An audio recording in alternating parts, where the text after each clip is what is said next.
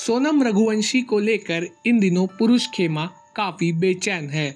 Social media पर सोनम बेवफा है ट्रेंड पर चल रहा है। मर्द परेशान हैं। मर्दों को अब शादी के साइड इफेक्ट्स नजर आने लगे हैं। कहीं पुरुष आयोग बनाने की बात हो रही है तो कहीं शादी से दूर रहने के गुण सिखाए जा रहे हैं। इस तरह की कुछ घटनाओं को लेकर मेनस्ट्रीम मीडिया भी लगातार औरतों के खिलाफ माहौल तैयार करने में लगा है। टीवी चैनल के पैनल में धर्मगुरुओं को बैठाकर सोनम के मुद्दे पर डिबेट करवाई जा रही है तथा कथित संतों की वाणी में औरतों को लेकर भयंकर नफरत निकलकर सामने आ रही है। कहीं यह प्रोपेगेंडा औरतों को मिले कॉन्स्टिट्यूशनल राइट्स को छीनने का प्रयास तो नहीं। सोशल मीडिया पर अनिरुद्धाचार्य का वीडियो है जिसमें उनसे एक महिला ने सोनम रघुवंशी वाले मामले को लेकर एक सवाल पूछा कि महिलाएं ऐसा कदम क्यों उठा रही हैं। तो अनिरुद्धाचार्य ने जवाब दिया, नारी का असली श्रृंगार उसका पति है। एक बार पति के नाम का सिंदूर मांग में पड़ जाए तो वह औरत उसकी संपत्ति हो जाती है। इस तरह की घटिया मानसिकता से पूरा मर्द समाज ग्रसित है। औरतों को निजी संपत्ति मानने की यह सोच औरतों के खिलाफ एक गंभीर साजिश है। तमाम तरह के कॉन्स्टिट्यूशनल राइट्स के बावजूद भारत में औरतों की स्थिति में ज्यादा सुधार नहीं हुआ तो इसकी वजह यही पुरुषवादी मानसिकता है। भारतीय संविधान लागू होने से पहले हिंदू समाज में पुरुष और महिलाओं को तलाक का अधिकार नहीं था। 1955 तक पुरुषों को एक से ज्यादा शादी करने की आजादी थी। हिंदू विधवाएं दोबारा विवाह नहीं कर सकती थी। विधवाओं को कोई संपत्ति नहीं मिलती थी। 11 अप्रैल 1947 को डॉक्टर अंबेडकर ने संसद में हिंदू कोड बिल नाम से महिला अधिकारों से संबंधित बिल संसद में पेश किया। इस विधेयक में विधवा औरत को बेटों के साथ संपत्ति में बराबर का अधिकार देने का प्रावधान था। इसके अतिरिक्त पुत्रियों को उनके पिता की संपत्ति में हिस्सा देने का भी व्यवस्था था। साथ ही विवाह संबंधी प्रावधानों में बदलाव किया गया था। यह 2 प्रकार के विवाह को मान्यता देता था, सांस्कारिक व सिविल। इसमें हिंदू पुरुषों द्वारा एक से अधिक महिलाओं से शादी करने पर प्रतिबंध था। तलाक संबंधी प्रावधान भी थे। सबसे बड़ी बात यह थी कि पत्नी अपने पति से किन्हीं शर्तों पर तलाक ले सकती थी। भारत के इतिहास में यह पहली बार हो रहा था कि हिंदू महिलाएं अपने पति से तलाक ले सकती थी। इस विधेयक में तलाक के लिए 7 आधार तय किए गए थे: परित्याग, धर्मांतरण, रखैल रखना या रखैल बनना, असाध्य मानसिक रोग, असाध्य व संक्रमण कुष्ठ रोग, संक्रमण यौन रोग व क्रूरता जैसे आधार पर कोई भी व्यक्ति तलाक ले सकता था। 1947 से पहले मनुस्मृति वाले कानून में हिंदू औरत के पास कोई अधिकार नहीं था। विवाह के बाद यदि पति क्रूर हो, नपुंसक हो या उसमें कोई भी दोष हो, औरत को आजीवन पत्नी बनकर निभाना पड़ता था। पति या उसके घर वाले औरत के साथ मनचाहा व्यवहार कर सकते थे। पति चाहे कितनी भी औरतों को ले आए या वो मर जाए, ऐसी किसी भी परिस्थिति में औरत के लिए दूसरा विवाह वर्जित था।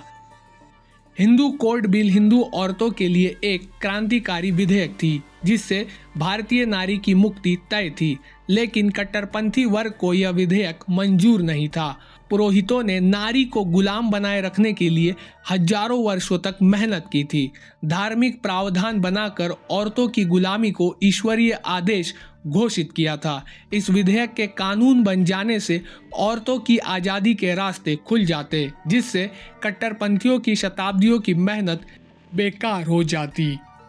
देश के कोने कोने से हिंदू संगठनों द्वारा इस बिल का जोरदार विरोध होना शुरू हुआ।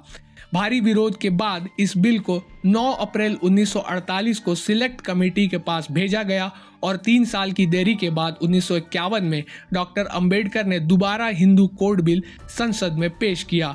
जैसे ही यह बिल संसद में पेश हुआ, इसे लेकर संसद के अंदर और बाहर फिर हंगामा मच गया। हिंदू धर्माचार्य सड़कों पर आ गए और डॉक्टर अंबेडकर के खिलाफ लामबंद हो गए।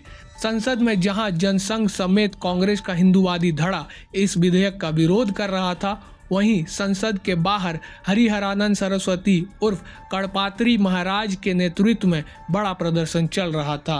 अखिल भारतीय राम राज्य परिषद की स्थापना करने वाले कड़पात्री का कहना था कि यह बिल हिंदू धर्म के खिलाफ एक साजिश है और यह हिंदू रीति रिवाजों, परंपराओं और धर्मशास्त्रों के विरुद्ध है।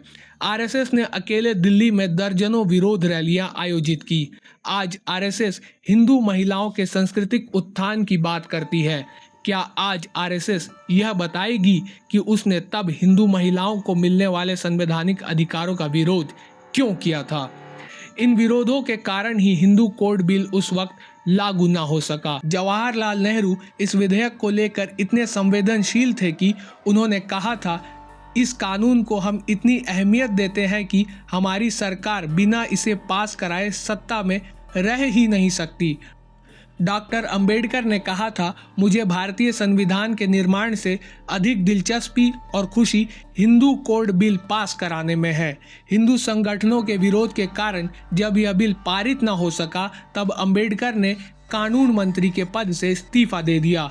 देश के पहले लोकसभा चुनाव के बाद नेहरू ने हिंदू कोड बिल को कई हिस्सों में तोड़ दिया और इस तरह 1955 में हिंदू मैरिज एक्ट बनाया गया, जिसके तहत तलाक को कानूनी दर्जा मिला। अलग अलग जातियों के स्त्री पुरुष को एक दूसरे से विवाह का अधिकार मिला और एक से ज़्यादा शादी को गैर कानूनी घोषित किया गया। इसके अलावा 1956 में ही हिंदू उत्तराधिकार अधिनियम, हिंदू दत्तक ग्रहण और पोषण अधिनियम, हिंदू अवयस्कता और संरक्षता अधिनियम लागू हुए।